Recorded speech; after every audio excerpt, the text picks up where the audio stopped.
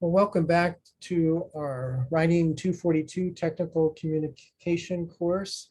We're continuing in this third section where we're looking at planning and doing research. And so we're thinking like an entrepreneur. We've talked about the first things about that, the general mindset of what an entrepreneur has, and how if you're in that mindset that we can be coming up with some new things that haven't been captured, that would be great.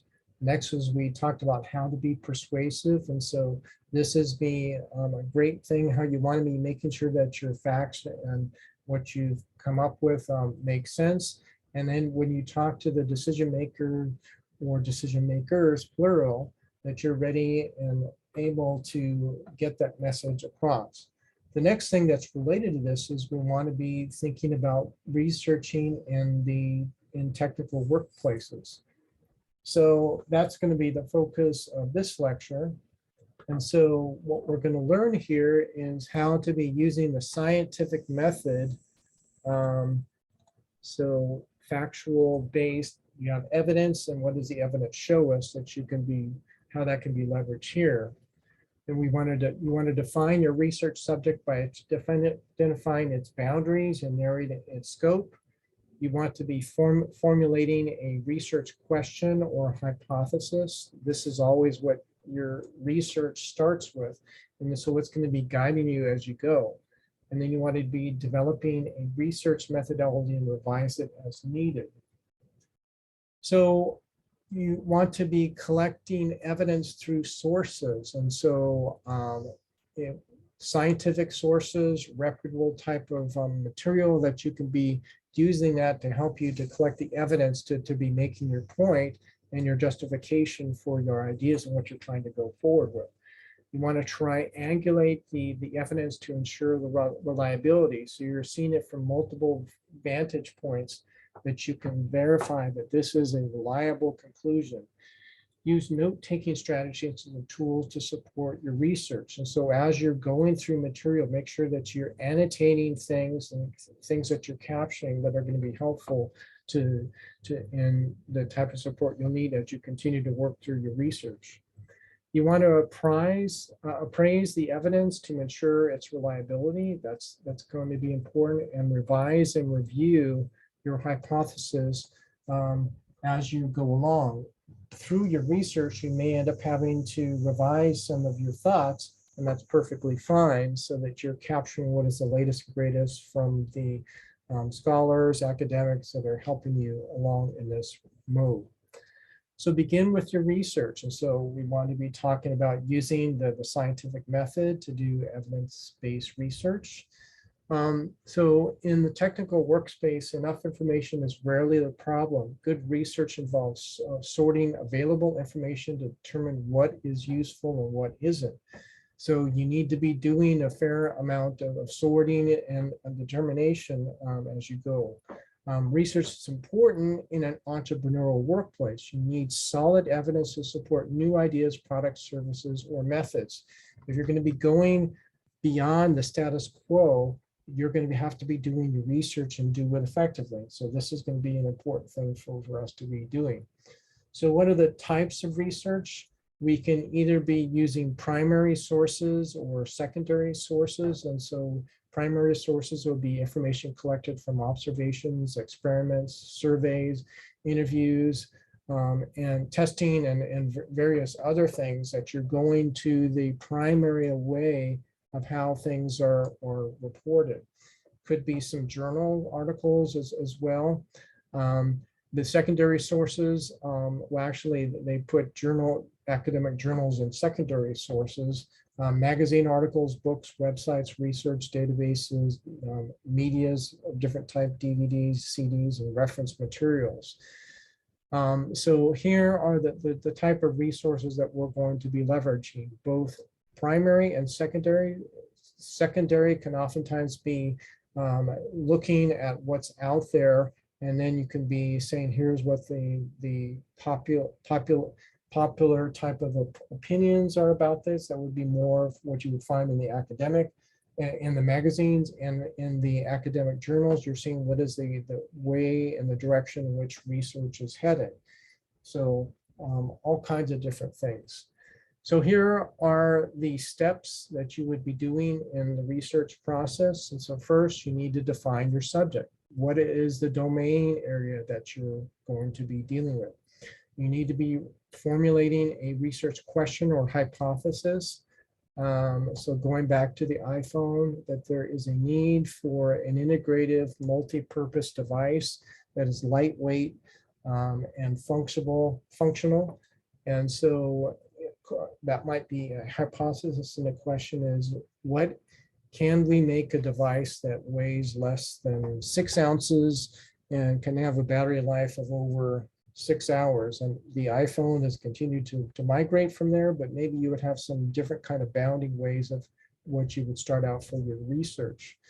Develop a research methodology. How are you going to go about getting from your idea to be showing the process, the evidence, the modeling, the prototyping, etc. Collect evidence through print, electronic, or empirical sources. And so a variety of ways that you'll be doing that. You're going to triangulate your sources. And so make sure you have a good vantage point. And so you clearly have an idea that this is really where things are at. And so there is definitely an opportunity as you go through these steps. You want to take careful notes. And so annotate what you have, because this is going to be the information that you're going to be using as you develop your own products. You want to appraise your evidence. And so how well of a compelling story is you're seeing as a result of what you've been doing in your research.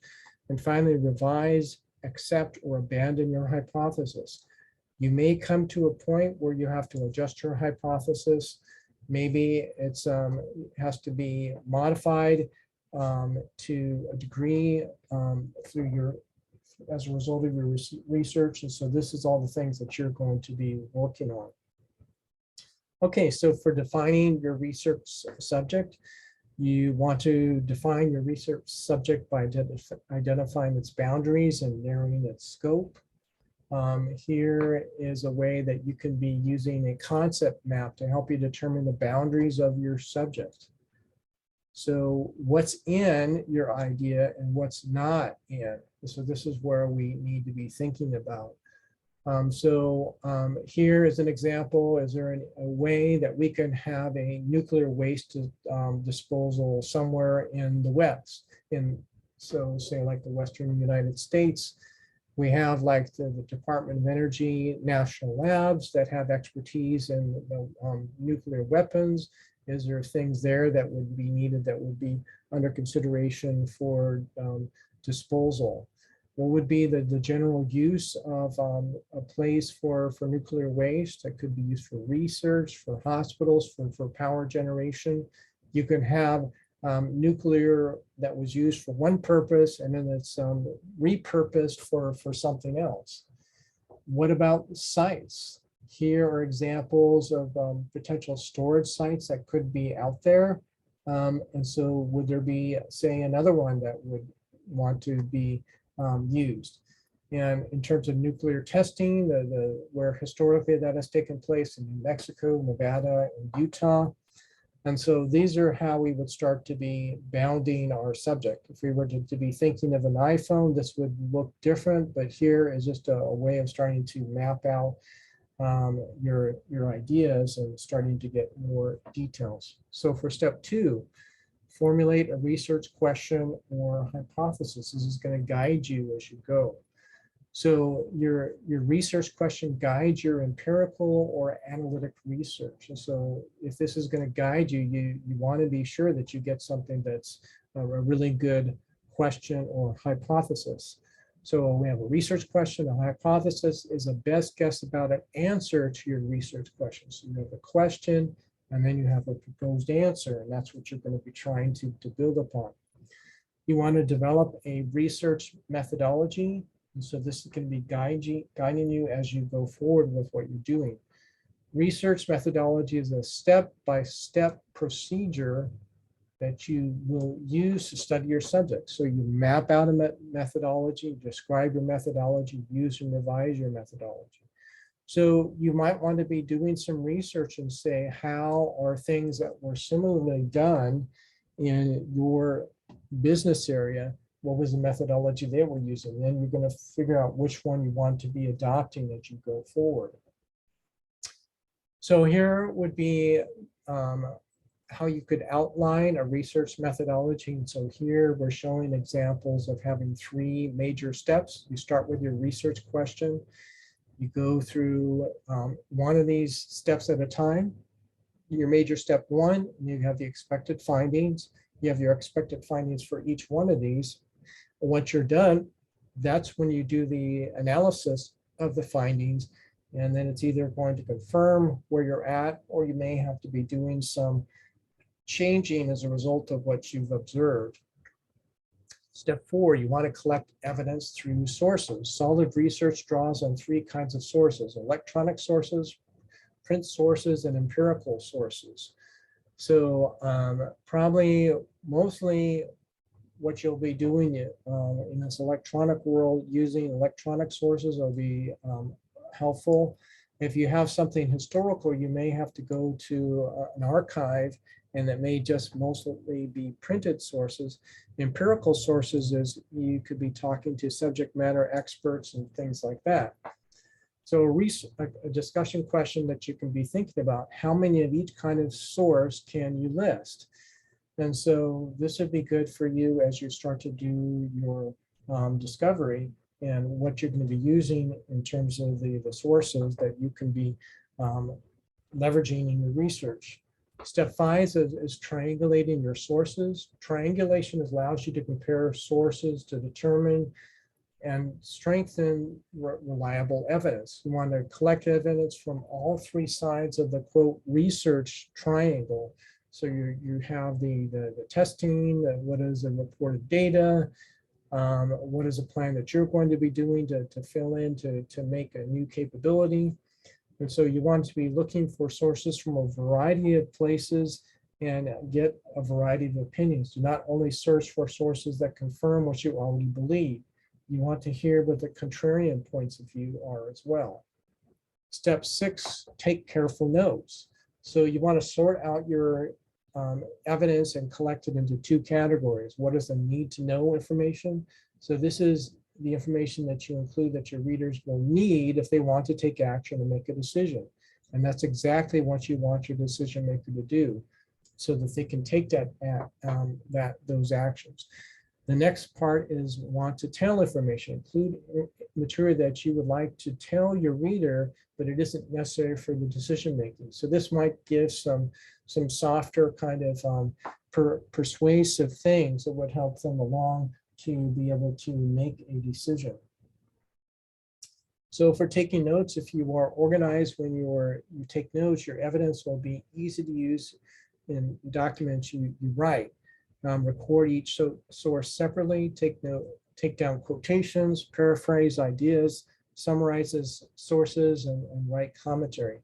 Personally, it can be up to you, but I like to do this electronically, so maybe in Word or something like that. And so this is going to be helping you to go to that step from taking notes to actually turn it into a written work or some other way that you can communicate things through a presentation or something like that. Documenting your sources, you want to document your sources, and so that's going to be part of your products. So this way you can clearly support your claims, and by leveraging the research that others have done. It helps you to build your credibility with the readers, and it helps with reinforcing the thoroughness of your methodology. And finally, it allows your readers to explore your sources for more information. Okay, to finish up, the step 7, you want to appraise your evidence. Now you've got it all together. What is it telling you? So appraise the evidence you have collected to develop an overall sense of what the truth might be. Is a source reliable? So check that out. How biased is a source? We all have our biases, and so we need to be aware of that. So not only is the sources biased, but am I unduly biased? And so when you're going to be going to the decision maker, they're going to want to see someone that can be objective. Is the source up to date? And so something that is more than a handful of years old may not be current enough, and you need to go find something that's a little bit more current. Can the evidence be verified? And so your decision maker is probably having a lot of people briefing him already. And so you want to make sure that it is verified and you're not going to get caught, that they're going to be pointing out something that you weren't aware of. And finally, have I plagiarized any of my sources? This is why it's really important to document your sources. It's okay to quote sources, but you have to give credit where credit is due. Step 8 is to revise, accept, or abandon your hypothesis. Now that we've done that appraisal, this is the next step that we want to do. Once you've collected your research, you should revisit your hypothesis. And so 3 possible things would occur. You accept your hypothesis, so go ahead and move forward. Maybe you need to modify your hypothesis. And then after that, you can go forward. Or finally, you may have to abandon your hypothesis.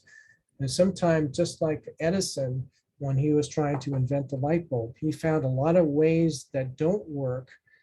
And he finally came up with what is the right way for creating a light bulb. So if you get to an impasse, you still have all of your research and methodology. You could then start to figure out a next step trajectory and take advantage of that. Okay, that's it for this lecture. Thank you very much.